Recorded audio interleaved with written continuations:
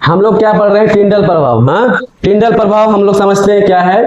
टिंडल प्रभाव क्या है कि जब किसी प्रकाश पुंज को एक कोलाइडी विलयन से होकर प्रवाहित करने पर कोलाइडी विलयन के कण उस प्रकाश का परिकीर्णन कर देते हैं, जिसके कारण ये कण प्रकाश बिंदु के रूप में इधर उधर गमन करते हुए दिखाई पड़ते हैं। तो इस घटना को ही हम टिंडल प्रभाव कहते हैं। ठीक है, जैसे कि हम लोग यहाँ प्रैक्टिकली देख सकते हैं, मैंने दिखाने का प्रयास किया कि ये टिंडल प्रभाव क्या है। यहाँ में हम लोग क्या कर सकते समझ सकते हैं। ठीक है, ये देखो, ये हवा में मौजूद धूलकण है।